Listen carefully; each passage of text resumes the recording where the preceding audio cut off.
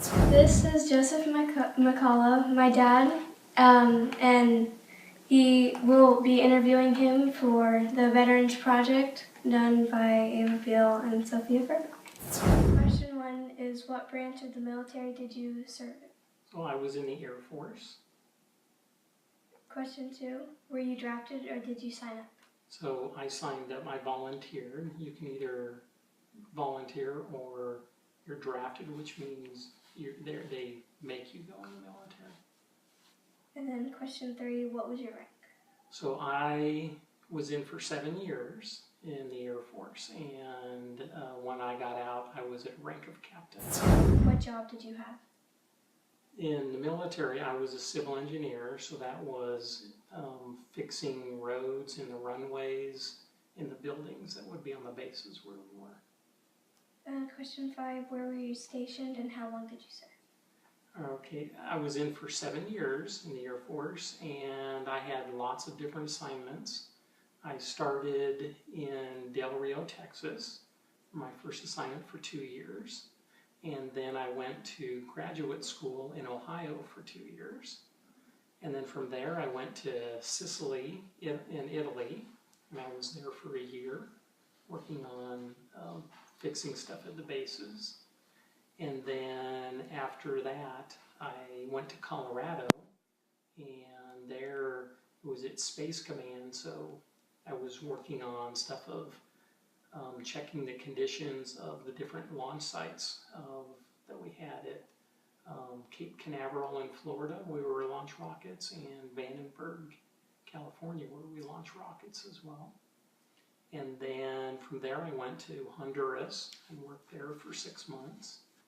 And then my last assignment was back in Colorado, and that job there, I was working for all the different satellites that are up in space. They have stations on the ground that send they send signals back and forth to control them and send information. So my job was making sure that all those facilities that are all around the world were working. And then question 6, what's your definition of patriotism? So patriotism, I think of that is just people are doing things that are really supportive of their country. Did you go to war? And if so, what was it like?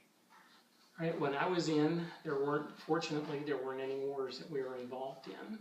So when I was in, it was leading up to the war that we had with Iraq.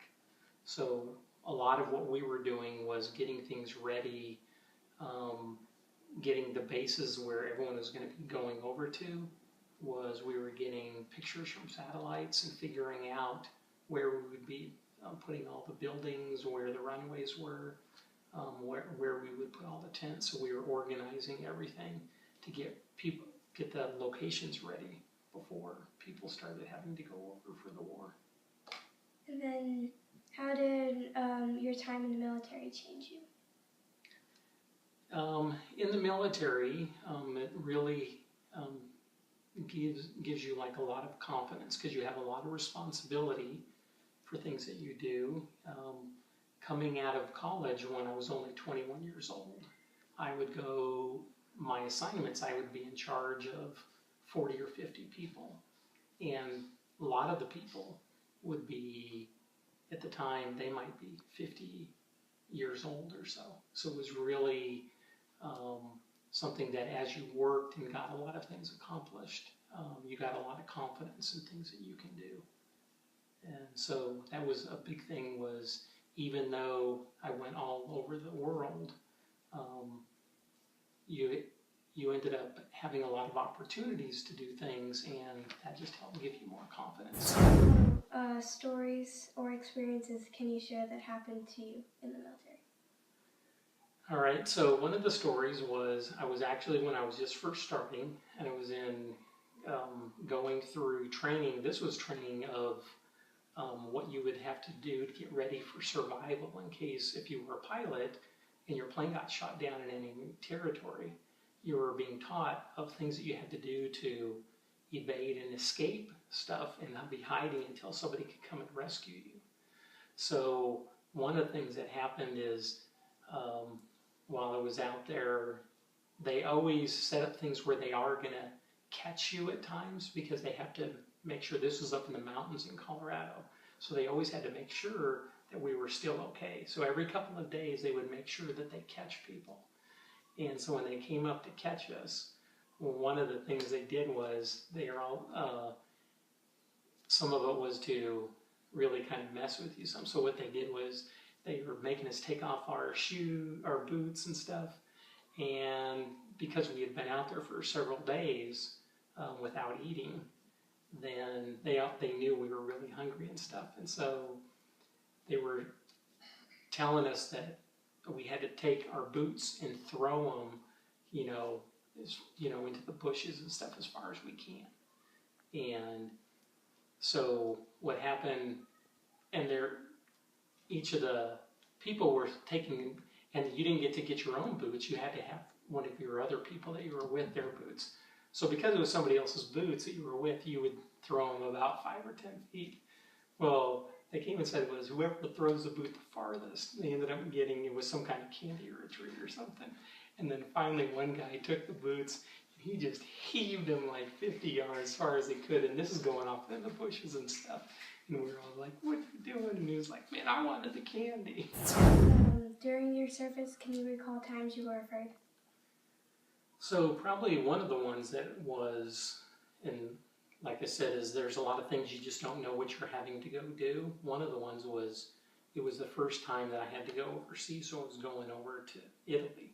So I'd never been there before, and I'm going to a place, I don't know anybody there, and I was on a plane that we get to this Navy site, it was like midnight.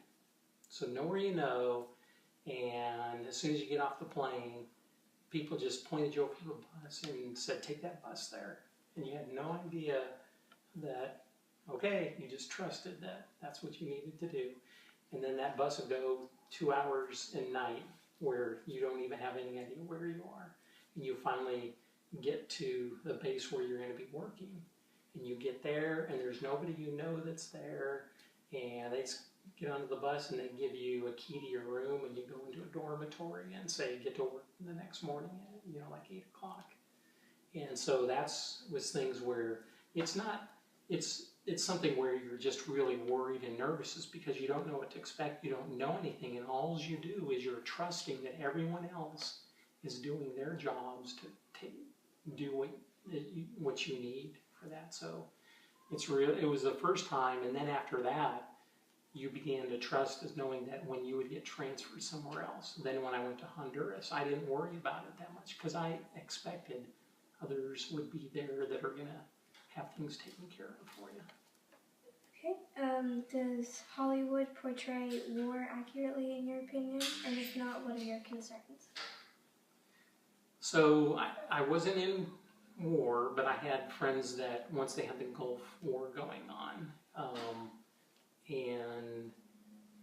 but a lot of what I'd see of just being in the military is a lot of the conditions, especially when I was in Honduras and stuff, the conditions that you live in are not very good. It's pretty rough living, and a lot of people, when you're in the military, you don't make a lot of money either. So it's a lot, I would say, more difficult and than a lot of things are shown in the movies. But it's still very rewarding what you do, but it's just not, there's a lot of boredom at times because when I went over to like Italy, it took probably about 2 days to finally, by leaving here and then getting there, to finally get to where I was. So it's a lot of, in the military always, they say it's a lot of hurrying and waiting. Hurry to get to this thing, and then you wait and wait. And so there's a lot of boredom, but you don't see those things as much in the movies. And then, what do you want 8th graders to understand about the military? About the military? Well, I think it's good when you hear stories about stuff that people went through, because I think it's very rewarding going through the military, being in the military. It's also a lot of hard work, and if you go into the military, an important part is that you want to be in the military and serving your country, because you go through a lot of hard things, and if it gets to the point of war, I mean, it can be very dangerous. People die when you're in war and stuff, so it's something you really want to do. People who go into the military and they did it for something other than just wanting to serve their country could many times be very unhappy with when they're in there. What are your strongest memories from your time in the military? In the military, I mean, a lot of it is the friends and stuff that you meet, because you go through some really, difficult stuff. So when I first went through basic training at the very beginning at 17 years old, I'm still in touch with the roommate that I had from that time. That's probably the closest person that I've been with, and that's been, probably almost 40 years ago. And so going through the people you go through it with, you end up being really close. And I've run into people at work, and the close ones are the ones that I actually went through the military with. And it's just, other parts is just being able to travel all over the world. Not only the places I went to, but that also gave me opportunities to go to other places while I was over in Italy, where I played soccer on the base soccer team that was there. So I had opportunities to go to other parts of Italy and to Spain playing soccer, and we play in leagues against teams that were all in the areas and stuff too. So there's a lot of camaraderie, and you just make some really good friends and stuff in there as well. And then, what lessons did you learn from this time in your life? Big part of learning, what I learned in there was, to be successful, you have to work very hard. You have to be very professional in the military of what you're doing, because when I first started in the military, there are times you'll have people in the country who don't like things that the military is having to do. And so you just have to be very professional. You can't be, arguing with people about the things you're doing. You're just doing what you've been told to do in the military. So you learn to be very professional and respectful, but the other parts is, you just have to work very hard, and good things come from it. Then, what's your opinion of recent world events and the U.S. military's involvement in them? The thing that I always worry about is I think that our military is being used all over the place in the military, which it's much more than when I first started. So it kind of worries me in that a lot of things and weapons and stuff that they have today, that it just doesn't see. You guys maybe have studied some of like the Civil War or World War II, and see how brutal and stuff, and numbers of people that died. So, but nowadays, people don't see what's happening when people are having fights, because people are shooting or dropping bombs from very far distances. So you really don't see the effects of it, and because of that, it seems that people are more willing to use the military to do fighting than they have in the past. So it's still people die when the military is involved. So it's, I've just noticed more, in the last 5 to 10 years, there's more use of the military than before. All right, so this is some of the stuff that I had from the military. A lot of it's what we're on the uniforms. So I had said I was a captain, and so this insignia here is a symbol for captain. So these are items that we wear on our shirts.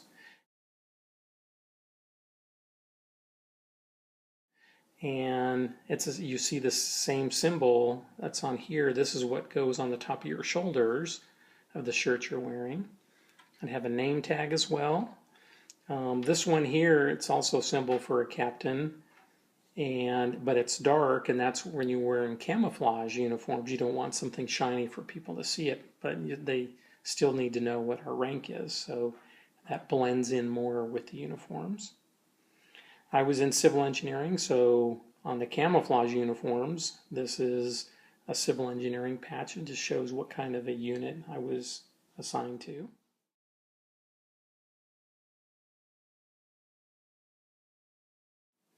Always when we'd go somewhere, especially in wartime, these are my dog tags. So on the dog tags, it would have my name on it, social security number, the branch of service that I was in, which AF is for Air Force. It has your blood type on there, and it has what your religion is. Those are things so that it has information if you got wounded and you weren't conscious, they know what kind of blood to give you. And they put the religion on there so that if you're also in bad shape, they know which chaplain of what religion to have come to you as well. I went to the Air Force Academy when I first started, and so this is my class ring from the Air Force Academy.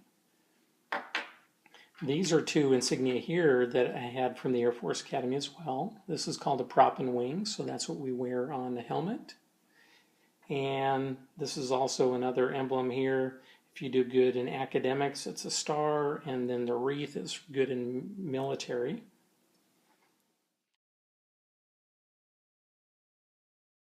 And then the last thing here is, these are both similar things. This is a set of ribbons, and there's actually different ribbons that are on here, 3 on each row. And these are kind of awards that you would be getting based upon what you do in the military. So this happens to be 9 different ones in here. And if there are more important ones, they're called medals. And that's actually what these represent here. There's 4 of these ones here. And so these medals you wear on a more fancy type of uniform. This set of ribbons here you wear on your normal workday uniform. So some of the different things that you get them for, this one here in the middle and it has a star on it is a marksmanship ribbon. So you get that if you're an expert in shooting, and the star means you got it in 2 different things. I had it for a handgun and for a rifle. There's one in here is, this one is for when you go overseas. So I went to Italy, I also went to Honduras. So that's why it has a second award there for it. Some of them are just for when I was in, because we had the Gulf War going on at the time. So that's what one of these ribbons were. You were in the military during when there was wartime going on. Other ones are just for if your unit won an award for how well it did for the year. And like this one here, this was a special one that was actually, because I was in the Air Force, but this is an Army Commendation Medal. When I went to Honduras, it was an Army base, and we were actually working for the Army while we were there, but I got a special award for the help that I did with the Army while I was there. So it's something that usually, and I really like that one, is because as an Air Force person, you usually don't get it, a medal that's given to other branches of the military. Right, this is a picture while I was at the Air Force Academy. So you see the Academy Chapel in the background there in Colorado. So this is one of the pictures that they take so that when you go to places where somebody in the media, newspapers or something, that they're interviewing you, that this is an official picture they can use in the story that they write. Okay, and this picture here, this is when I was graduating for the Air Force Academy. So that's our parade uniform that I'm wearing, and that's where they're handing you your diploma when you graduated. And next to it is actually the graduation ceremony, where you see everyone sitting and the big crowd in the stands watching. What's neat about Air Force Academy graduation is once the ceremony, graduation is over, then the Thunderbirds perform. So that's always neat, and that's why you get a lot of people that come and watch it, because then you get to have a Thunderbird demonstration right over the stadium when it's all done as well. This is my official picture while I was in the military, while I was a captain, and this is an official photo that we use for uses for people in the media for using as well. And you can see some of the different things I described earlier were the name tag. This is where you put the ribbons on your uniform, and on the top of the shoulders you can see there's the captain's insignia. That was my rank. And you also see the U.S. that's on there. That's for the for the United States, because a lot of time in the military you'll be visiting with military from other countries as well. Hi, Dad, for letting us interview you. Oh, you're welcome. I was glad I was able to review some of the stuff that I've had in the past. I'm proud of some of the stuff and enjoyed what I did in the military before, and I'm always glad to share it.